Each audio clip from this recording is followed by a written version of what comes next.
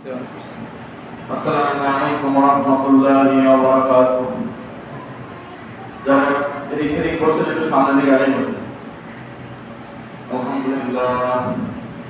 আলহামদুলিল্লাহ নাহমাদুহু ওয়া নাস্তাঈনুহু ওয়া নাস্তাগফিরুহু ওয়া নু'মিনু বিহি ওয়া নাতাওয়াক্কালু আলাইহি ওয়া নাউযু বিল্লাহি মিন শুরুরি আনফুসিনা ওয়া মিন sayyi'ati a'malina.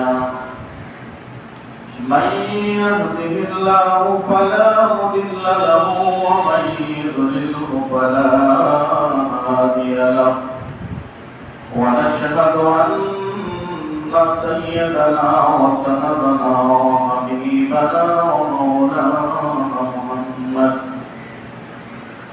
الذي أرسله بالحق بشيرا ونذيرا وداعيا إلى الله بإذنه وسراجا منيرا.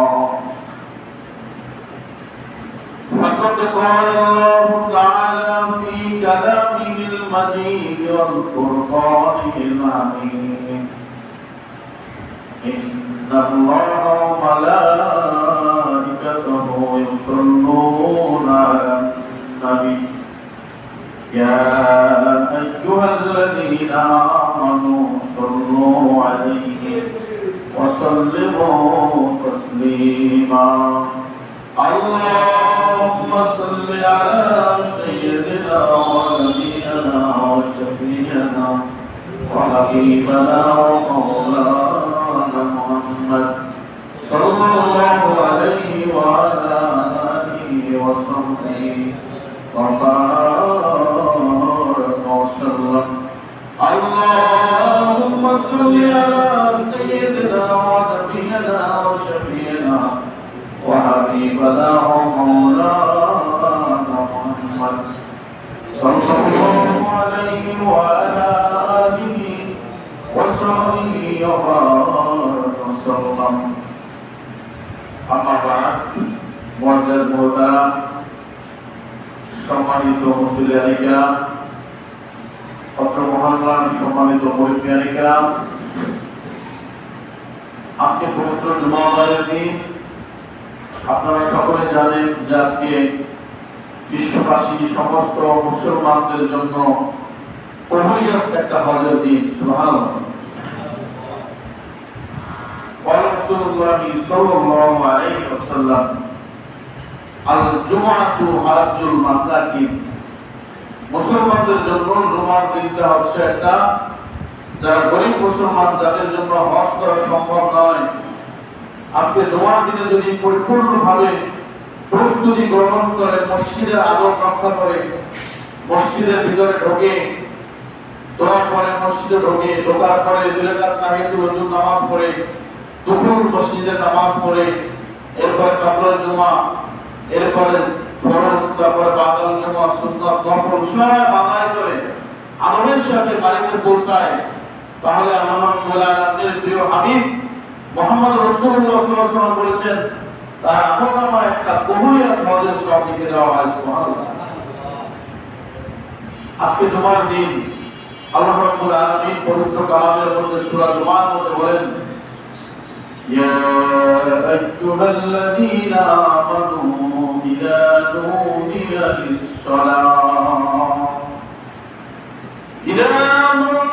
লিস-সালাতি মিন ইয়াউমিল জুমআতি ফাসআউ ইলা যিকরিল্লাহি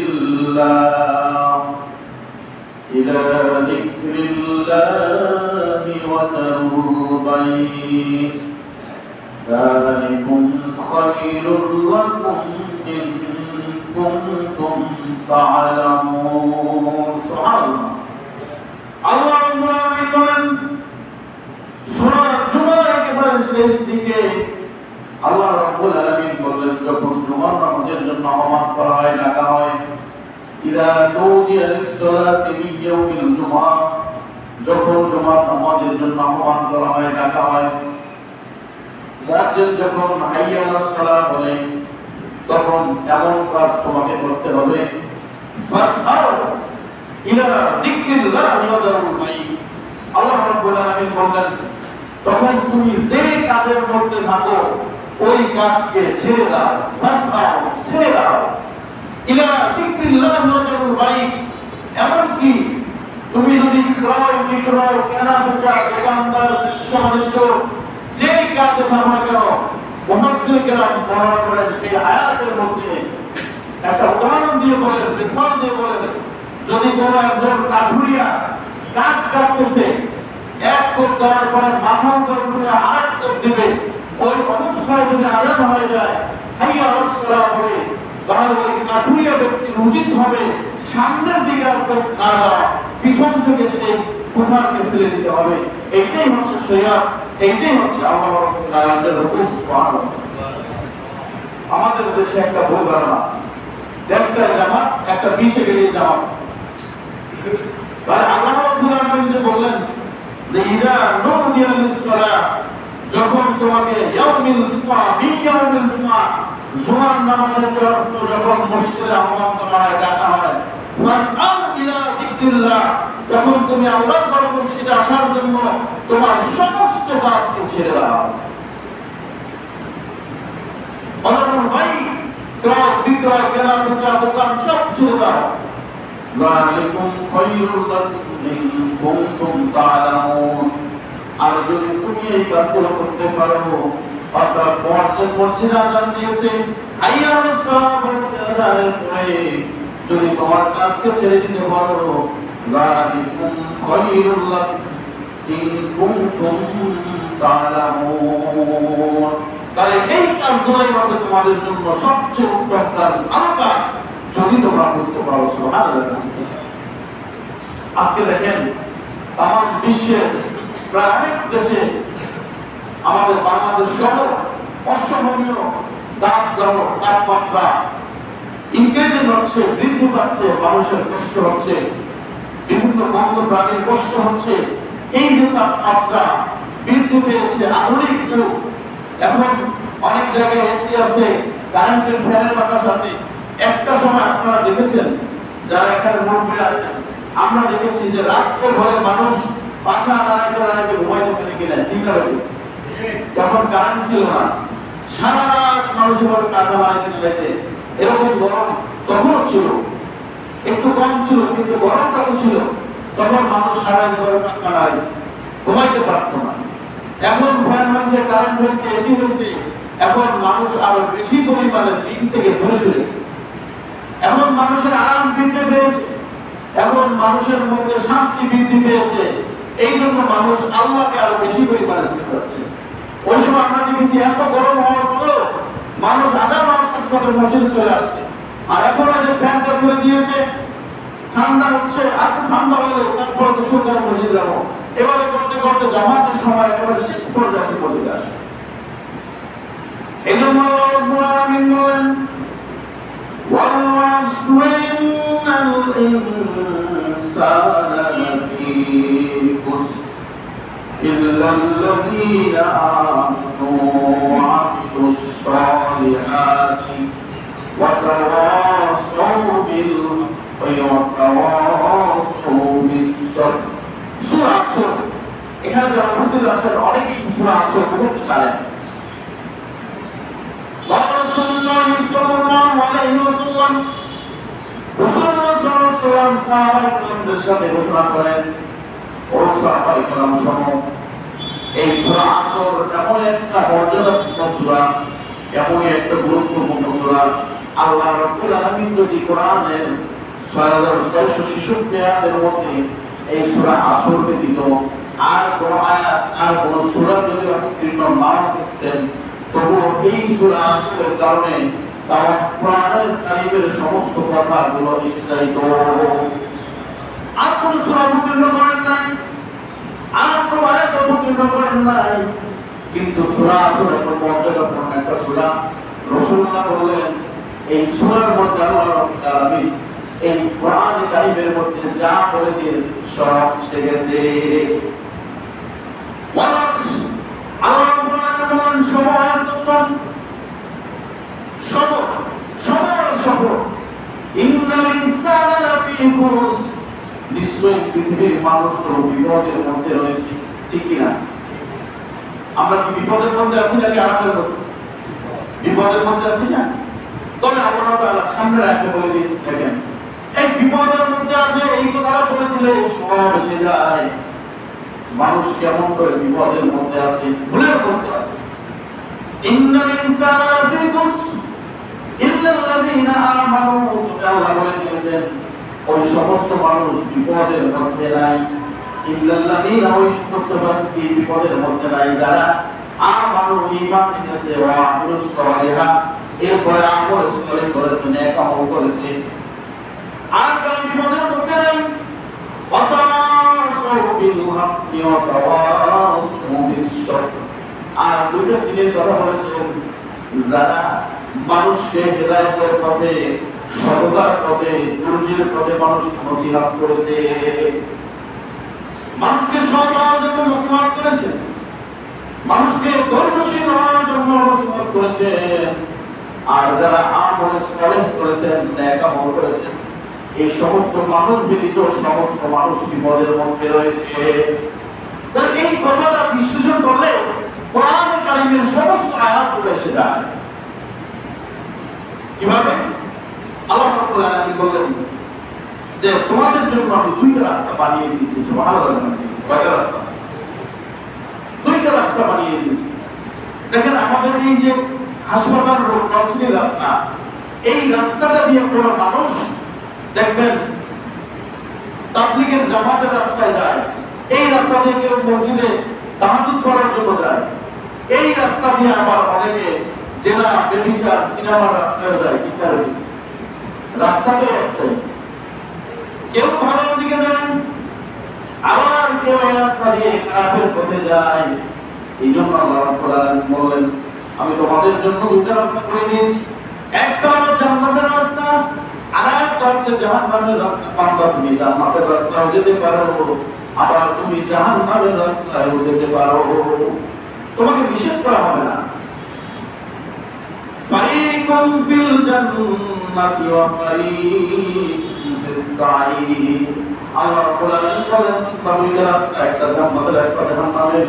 বান্দা তুমি জান্নাতের রাস্তায় যদি যাও, জান্নাতের রাস্তায় গিয়ে যদি তাহাজ্জুদ করো, ফরজ নফল সমস্ত ইবাদত করো, মসজিদে সময়ের সাথে উপস্থিত হও, পিতামাতার খেদমত করো, ওলামায়ে কিরামদের সাথে ভালো ব্যবহার করো, সন্তানদেরকে নেক কাজে পাঠাও, সন্তানদেরকে জান্নাতের রাস্তায় পাঠাও, সন্তানদেরকে দ্বীন শিক্ষা দাও, মানুষের সাথে ভালো ব্যবহার করো, জুলুম অত্যাচার করো না। যতগুলো ভালো কাজ আছে তুমি সব ভালো কাজগুলো করলা। এরপর এই ভালো কাজের পুরস্কার হিসেবে আল্লাহ তাআলা তোমাকে মৃত্যুর সময় ঈমানি মৃত্যু নসিব করলেন। ঈমানি মৃত্যুর পরে যখন জানাজা গোসলের তোমাকে কবরে শোয়ানো হলো, কবরে শোয়ানোর পরে যখন তোমার রূহটাকে ইল্লিনে পাঠিয়ে দেওয়া হলো, এরপরে সেই রাস্তা থেকে আমাদের জাতির রাস্তা থেকে ইল্লিন পার হয়ে যাবে, একেবারে কিয়ামতের কঠিন মুসিবতের সময় যখন তুমি আযাব থেকে জান্নাতের রাস্তায় চলে যাও, এরপরে যখন তুমি জান্নাত লাভ করো, এই জন্য আল্লাহ রাব্বুল আলামিনের ক্ষতি হবে না, কারণ তুমি দুনিয়ার ভালো রাস্তায় চলাফেরা করে ফলশ্রুতিতে ফাইনাল ডেস্টিনেশনে গিয়ে তুমি জান্নাত লাভ করেছো। এজন্য আল্লাহ রাব্বুল আলামিনের কোনো ক্ষতি হবে না।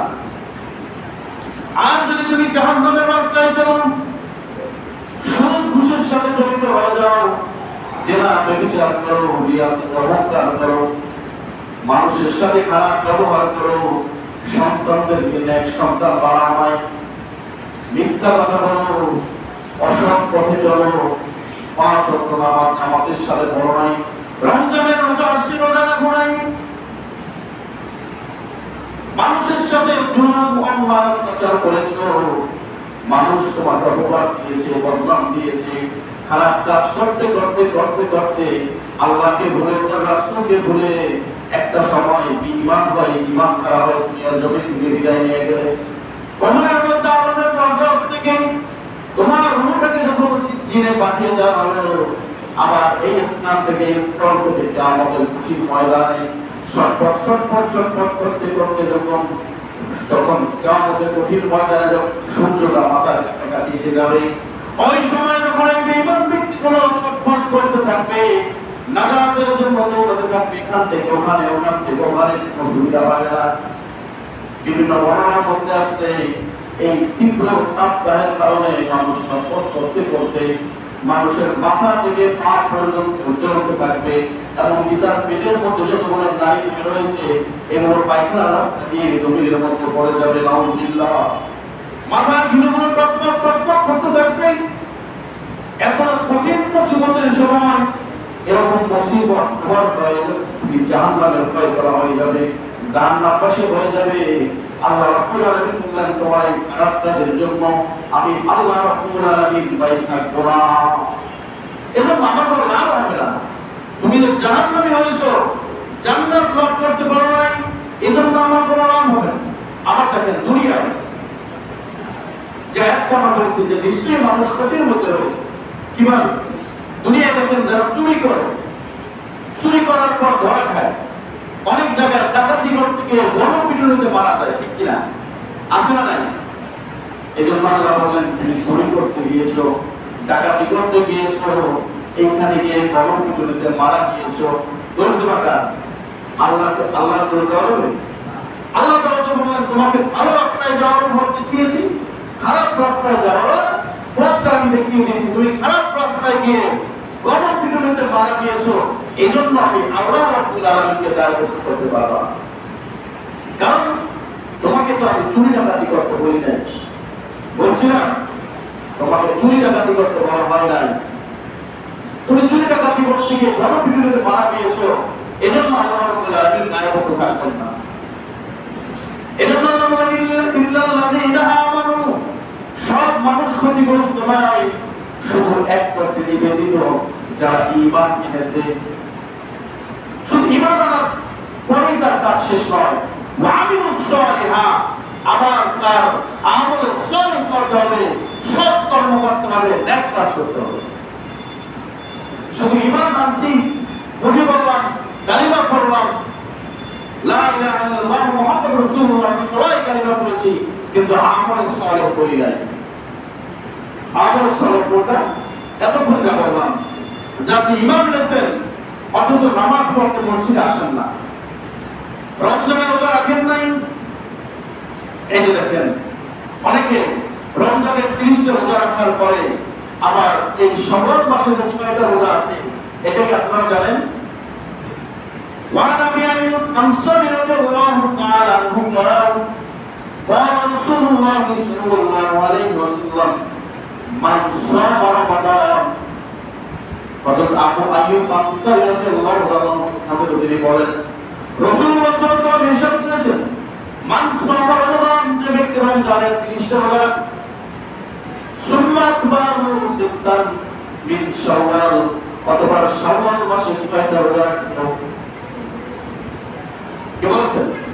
রাসূলুল্লাহ বলেছেন, মুসলিম শরীফের হাদিস, যে ব্যক্তি মাহে রমজানের 30টা রোজা রাখলো, সুম্মা আতবাহু সিত্তান মিন শাওয়াল, অথবা শাওয়াল মাসে 6টা রোজা রাখলো, কানা কাসিয়ামিন দাহর, রাসূলুল্লাহ বলেছেন এই ব্যক্তি যেন সারা বছর রোজা সওয়াব পেয়ে গেল।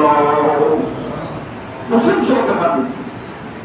আমাদের ঘরে মা বোনরা এই কাজটা একটু বেশি করে। তারা দেখবেন এই 6 রোজা মনে হয় 2-1 মা বোন ব্যতীত সবাই রাখে, ঠিক আছে? আর আমাদের পুরুষদের সংখ্যা এই ক্ষেত্রে খুবই কম। আর এখন যে তাপমাত্রা বৃদ্ধি পেয়েছে, এখন তো এই সংখ্যা একেবারে ডিসক্রিজিং হয়ে গেছে। যারা পুরুষদের বয়স বেশি না কম, তাদের অনেক কাজ করতে হয়, সাংসারিক কাজ করতে হয়, মাঠে কাজ করতে হয়, হ্যাঁ, বাজার করতে হয়। আমার মা বোনরা ঘরে থাকে, তাদের একটু বাইরের কাজটা কম, কিন্তু তাদের ঈমানের জোরটা একটু বেশি, ঠিক কিনা? আসলে আমরা যারা 30 রোজা রাখছি, আমরা যাদের ঈমানের জোর বেশি ছিল, দেখেন তাদের কিন্তু তেমন কষ্ট হয় না, ঠিক কিনা? আর যাদের ভয় বেশি ছিল, তাদের কষ্ট বেশি হয়েছে। যারা বেশি ভয় পেয়েছে, আমরা এটাও দেখছি রমজান মাসে যে অনেক বয়স্ক বাবাজিরা তারা বিভিন্ন রোগের অজুহাত দিয়া চায়ের দোকানে বিভিন্ন জায়গায় এইভাবে কাপড়ের মধ্যে বসে খাওয়া দেখাইছে, ঠিক কিনা? অথচ এখানে আমাদের এই মসজিদে, এখানে হাসপাতালের একজন ডাক্তার রয়েছেন, তিনি জানেন, এমবিবিএস ডাক্তার, আপনারা জানবেন জাপানের একজন বিজ্ঞানী মেটাভার্স আবিষ্কার করেছেন, আপনারা শুনেছেন? সেটা নাম শুনছেন আপনারা? আমি বিভিন্ন বয়ানে বিভিন্ন মাহফিলে এটা প্রায় জায়গায় বলি, আজকে আপনাদেরকেও বলবো। ইন্নাল ইনসানা লাফী খুসর, নিশ্চয়ই মানুষ রয়েছে ক্ষতিগ্রস্তের মধ্যে। কারা ক্ষতিগ্রস্ত হয় না? ইল্লাল্লাযীনা আমানু, যারা ঈমান এনেছে, ওয়া আমিলুস সালিহাত, তারা সৎকর্ম করেছে। এই যে ছোট্ট একটা ছোট বলেন, এর একটা আয়াত দিয়ে তাফসীর করলে 3টা রাত হয়ে যাবে, সুবহানাল্লাহ। তো আজকে জুমার দিন সে তাফসীর করব না, আমি শুধু আপনাদেরকে এটা প্রশ্ন করব। জাপানের বিজ্ঞানী, ইনি বৌদ্ধ ধর্মের বিজ্ঞানী। এই বিজ্ঞানী প্রায় 2 থেকে 2.5 বছর গবেষণা করে তার ল্যাবে একটা গবেষণার রেজাল্ট জানালেন। সেই রেজাল্টটা হচ্ছে যে মুসলমানরা যে 30টা রোজা রাখে, 12 মাসের মধ্যে যে একটা মাস রোজা রাখে, এর কারণটা কি, এর কেন রাখে মুসলমানরা রোজা, এই বিষয়ে সে একটা গবেষণা করে। এই বিজ্ঞানী দীর্ঘ 2.5 বছর গবেষণা করার পরে দেখলো যে মুসলমানরা যে 12 মাসের মধ্যে এক মাস রোজা রাখে, এই গবেষণার ফলটা তিনি জানিয়ে দিলেন এটা, যে একটা মাস রোজা রাখার ফলে মানুষের আপাদমস্তক যে গুরুত্বপূর্ণ অঙ্গ প্রত্যঙ্গগুলো রয়েছে, হার্ট, লিভার, কিডনি, ব্রেন, এই সমস্ত অঙ্গ প্রত্যঙ্গ যেগুলো মাঝে মাঝে ড্যামেজ হয়ে যায়, অনেকে বলে লিভার সিরোসিস হয়েছে, অনেকে লিভার নষ্ট হয়ে যায়, অনেকে কিডনি নষ্ট হয়ে যায়, অনেকে হার্ট অ্যাটাক করে মারা যায়, হার্টের ভিতরে কোলেস্টেরল জমে হার্ট এক সময় নষ্ট হয়ে যায়, ব্রেন এক সময় এভাবে ব্রেনের মধ্যে অ্যাটাক হয়, ব্রেন স্ট্রোক করে মানুষ মারা যায়। এই বিজ্ঞানী গবেষণা করে দেখলো যে 11 মাস খানা পিনার পরে মানুষের সমস্ত অঙ্গ প্রত্যঙ্গগুলো যখন একেবারে রেস্টলেস হয়ে যায়, বিশ্রামহীন হয়ে যায়, তখন এই 1 মাস রোজা রাখার কারণে তার সমস্ত অঙ্গ প্রত্যঙ্গগুলো পুনরায় আবার শুরু একেবারে করে দেওয়া হয়ে যায়। এই জন্য ওই ব্যক্তির স্ট্রোকের ঝুঁকিটা কমে যায়, এই জন্য ওই ব্যক্তির লিভারটা আবার সতেজ হয়ে যায়, এই জন্য ওই ব্যক্তির কিডনিগুলো সতেজ হয়ে যায়, হার্টটা পুনরায় সতেজ হয়ে যায়, তামাম আপাদমস্তক সমস্ত অঙ্গ প্রত্যঙ্গগুলো সতেজ হয়ে যায়। এই ব্যক্তি গবেষণা করার কারণে সে গভীর পুরস্কার পেয়েছে। আর আমাদের মুসলমানরা, আমরা ডায়াবেটিস, প্রেসার, এইসব অজুহাত নিয়ে রোজা রাখি। অনেকেই আছে না? আছে। অথচ যার ইমানের জোর আছে, যে মা বোন 6 মাসের বাচ্চা তার পেটে, এরকম মা বোন আছে, সে রোজা রেখেছে। ডাক্তার নিষেধ করেছে, তারপর সে রোজা রেখেছে, কারণ তার ইমানের জোরটা এত বেশি, আল্লাহ তাআলা তাকে কবুল করে নিয়েছে। সুবহানাল্লাহ। এজন্য রাসূলুল্লাহ সাল্লাল্লাহু আলাইহি ওয়াসাল্লাম, মান সামা রমাদান, যে ব্যক্তি মাহে রমজানে রোজা রাখলো, সুম্মা আতবারু সিত্তাম মিন শাওয়াল, অথবা শাওয়াল মাসে 6টা রোজা রাখলো, কানা কাসিয়ামিদ দার, সেই ব্যক্তি সারা বছর রোজা রাখার সওয়াব পেয়ে যাবে। সুবহানাল্লাহ। সাহাবায়ে কেরাম জিজ্ঞেস করলেন, হুজুর কিভাবে? আরো 14-15টা দিন আছে, এই শাওয়াল মাস পুরো মাস জুড়ে 6টা রোজা যদি আপনি রাখেন, তাহলে সারা বছর রোজা রাখার সওয়াব পাবেন। কিভাবে পাবেন? বছরের মধ্যে 5 দিন রোজা রাখা হারাম। কয়দিন জানেন সবাই? কয়দিন রোজা রাখা হারাম? আর থাকে 360 দিন। আল্লাহ রাব্বুল আলামিন পবিত্র কোরআনের মধ্যে বলেন, মান জাআ বিল হাসানাতি ফালাহু আশরু আমসালিহা, যে ব্যক্তি একটা ভালো কাজ করলো, আল্লাহ রাব্বুল আলামিন কমপক্ষে একেবারে সর্বনিম্ন তাকে 10 গুণ বাড়ায় দিবেন। তাহলে আপনি মাহে রমজানে কমপক্ষে 30টা রোজার 10 গুণ যদি সওয়াব বাড়ান, তাহলে কয়টা রোজার সমান সওয়াব হবে? 300 হবে না? 30 10 কে কত? 300 হবে। আর শাওয়ালের 6টা রাখলে 6 10 তাহলে 360 দিন আর 5 দিন রোজা রাখা হারাম। তাহলে আপনার আমলনামায় সারা বছর রোজা রাখার সওয়াব দেবে। এজন্য ভাইরা আমার, শুধুমাত্র মা বোনরা কেন রাখবেন? তারা মারা যাবেন, আমরা কি মারা যাব না? তারা জান্নাতে যাবেন, আমরা কি যাব না? সুতরাং মা বোনরা রাখবেন, আমরাও রাখবো। আমরা যারা জীবনে এখন অনেকে আছে, এখন পর্যন্ত এই সকালের রোজা পর্যন্ত তারা অনেকেই রাখি, ঠিক কিনা? আছে না নাই? আমার অনেকে আছে যে বুঝ জ্ঞান হয়েছে এরপর থেকে শাওয়ালের রোজা একবারও ভাগে নাই। আছে না নাই? এরকমও আছে, এরকমও আছে। দেখেন, তাহলে যারা এই দাওয়াতটা এখনো পান নাই, তাদেরকে উদাত্ত আহ্বান জানাবো যে শয়তানের অসংখ্য থেকে নিজেকে হেফাজত রাখার জন্য নিজের নিজের কর্মের সাথে নিজের নফসের সাথে আপনাকেই জবাব করতে হবে। শয়তান আপনাকে বলবে, আরে এত রৌদ্র, মানুষ জিজ্ঞেস করে খবরদার, তুমি কিন্তু রোজা রাখতে না। আরে রোজা রাখেন, আপনার এই রোজা অবস্থায় মনে করেন যদি মৃত্যুটা হয়ে যায়, আল্লাহ রাব্বুল আলামিনের সামনে দাঁড়িয়ে কিয়ামতের বাজারে বলতে পারবেন যে আল্লাহ, এই বাহুর রোজা না রাখলে তো, কিন্তু আমি রেখেছি, তোমার রাসূল বলেছে তোমার জান্নাত দেখি নাই, জাহান্নাম দেখি নাই, তোমাকেও দেখি নাই, আল্লাহ তুমি এই উসিলা আমাকে নাজাতের ফয়সালা করে। এজন্য ভাইরা আমার, আমরা কি সবাই রোজা রাখতে রাজি আছি না নাই? আমরা সবাই রাজি আছি। অনেকের হয়ে গেছে রাখা, ঠিক কিনা? অনেকের রাখা হয়ে গেছে। আর যাদের এখনো হয় নাই তারা আমরা রাখার চেষ্টা করবো ইনশাআল্লাহ। যে আয়াতে কারিমা তেলাওয়াত করতেছিলাম, ইল্লাল্লাযীনা আমানু ওয়া আমিলুস সালিহাতি ওয়া তাওয়াসাউ বিল হাক্কি ওয়া তাওয়াসাউ বিস সাবর। আল্লাহ রাব্বুল আলামিন বললেন, সময়ের কসম, পৃথিবীর মানুষ অবশ্যই বিপদগ্রস্ত, তবে ওই শ্রেণীর মানুষ বিপদগ্রস্ত নয় যারা আমল সালেহ করেছে, ঈমান আনার পর। শুধু ঈমান আনলে হবে না, আমল সালেহ করতে হবে। আল্লাহ রাব্বুল আলামিন পবিত্র কোরআনের অপর এক জায়গায় বর্ণনা করেন, ইয়া আইয়ুহাল্লাযীনা আমানুত্তাকুল্লাহ হাক্কা তুকাতিহি ওয়া লা তামুতুন্না ইল্লা ওয়া আনতুম মুসলিমুন। সুবহানাল্লাহ বলেন। আল্লাহ রাব্বুল আলামিন বলেন, ইয়া আইয়ুহাল্লাযীনা আমানুত্তাকুল্লাহ হাক্কা তুকাতিহি ওয়া লা তামুতুন্না ইল্লা ওয়া আনতুম মুসলিমুন। ইয়া আইয়ুহাল্লাযীনা আমানু, তোমরা যারা ঈমান এনেছো, ওয়া আমিলুস সালিহাতি, তোমরা আমল সালেহ করেছো, তাকুল্লাহ।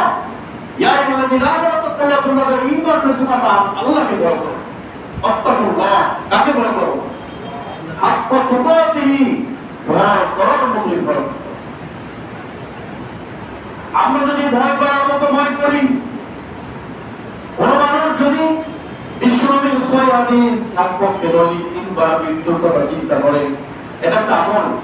আপনাদেরকে আমলটা অনেক দিয়েছিলাম, মনে আছে কিনা জানি না, যে দৈনিক আমাদের কয়বার মৃত্যুর কথা স্মরণ করতে হবে? কমপক্ষে 3 বার। আসছে আলোচনা শেষ করবো এর আগে আল্লাহ বলেন, আমানুত্তাকুল্লাহ হাক্কা তুকাতিহি, এমন ভাবে ভয় করো, ভয় করার মতো, ওয়ালা তামুতুন্না ইল্লা আনতুম মুসলিমুন, খবরদার খবরদার, পরিপূর্ণ মুসলমান না হয়ে কিন্তু মৃত্যুবরণ করো না।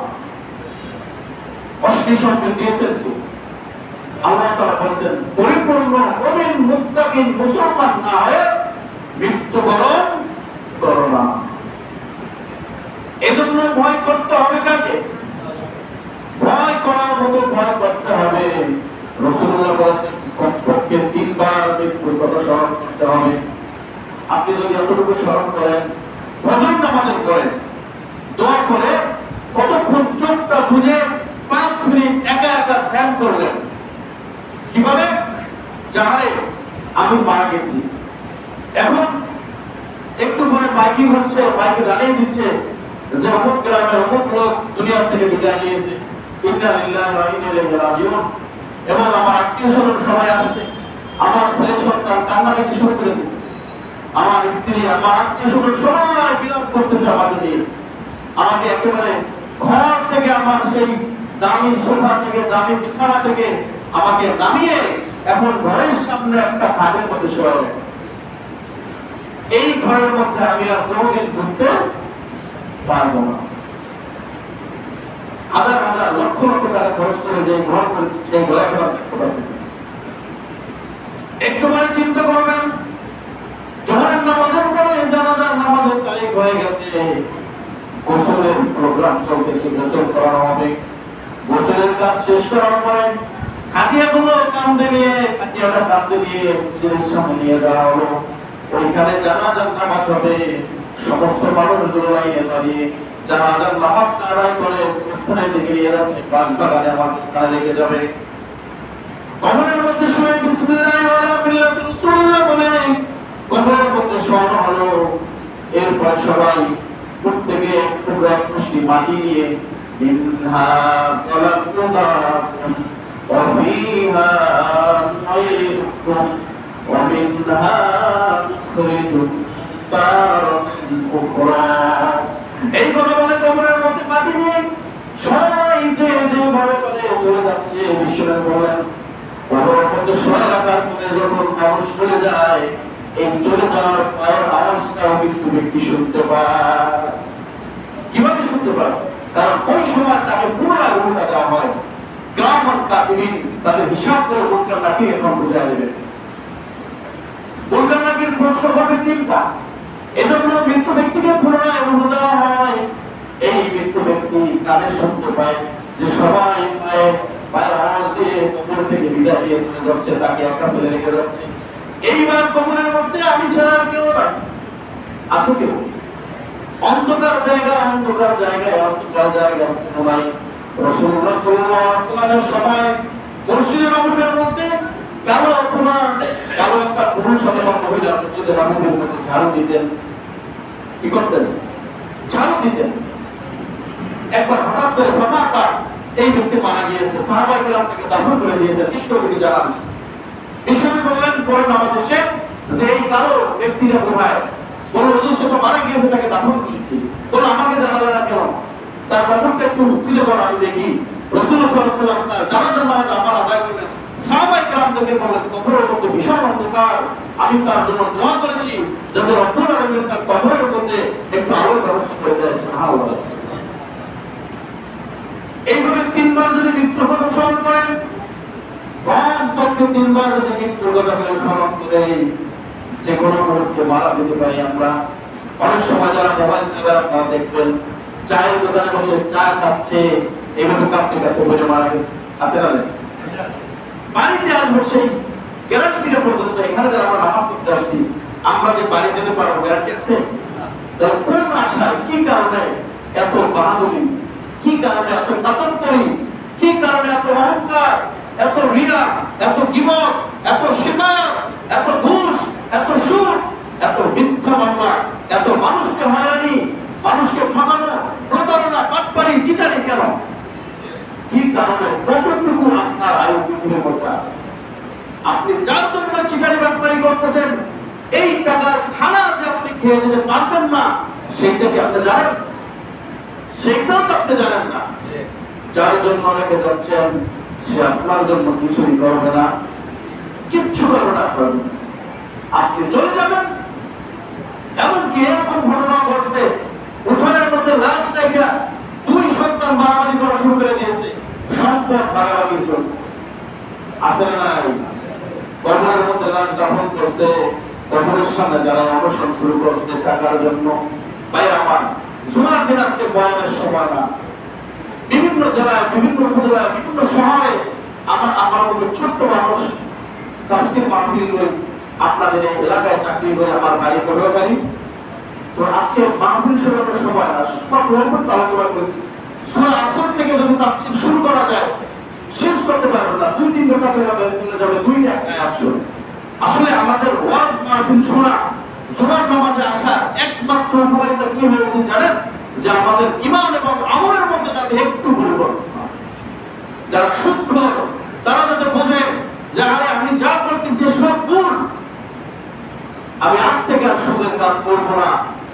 আমি যদি মারা যাই আল্লাহ রাব্বুল আলামিনের সামনে আমি কি জবাব দেব? দরকার না কিন্তু সব কাজ করে দেবে আমার কষ্ট, যেটা হলো সত্য। আমাদের পটুয়াখালীতে আমি দেখি না, কয়েকজন মুরব্বী বলেছে, এখন শেষ করবো এই কথা শেষ করে। একজন সূত্র সে মারা যাচ্ছে হাসপাতালে বসে, পেটটা এরকম ফুলে উঠছে। এই অবস্থায় যে যার সাথে সুদের কারবার করছে সে ওখানে গেছে, তারা দেখতে যাওয়া লাগে না? তো ওই সময় ওই ব্যক্তির কাছে দেখা কানে কানে করতেছে। আপনারা বোঝেন নাই? এই সুদ খুনের এমন নেশা হয়ে গেছে টাকার জন্য, মারা যাচ্ছে এই সময় সে কারবারিকে ডেকে বলতেছে টাকা। বুঝছেন তো না তার কি অবস্থা হয়ে গেছে?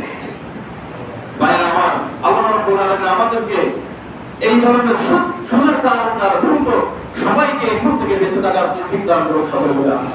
আরেকটা কথা, সবাই আযানের সাথে সাথে মসজিদে আসার চেষ্টা করবেন। এই যে দেখেন, আপনারা দেরিতে আসলে বয়ান দেরিতে শুরু করেন। আপনারা যদি আগে আসেন 12:40 যদি ইমাম সাহেব বয়ান শুরু করতে পারে, বিশেষ শেষ করতে পারে। আপনারা আসেন একটার পরে, তাহলে আপনাদেরকে 2-4 কথা যদি না শোনাইতে পারে তাহলে কিভাবে হবে? এজন্য আপনারা আগে আসবেন। আমরা সকলে আগে আসার চেষ্টা করব ইনশাআল্লাহ। আল্লাহ রাব্বুল আলামিন আমাদের সকলকে, আমি সহ আজকে যে আলোচনাগুলো করেছি, আমল করার তৌফিক দান করুন সকলে বলে আমিন। আলাইনা ইল্লাল বালাগ। আসসালামু আলাইকুম ওয়া রাহমাতুল্লাহি ওয়া বারাকাতুহু। যারা শেষে আসছেন তারা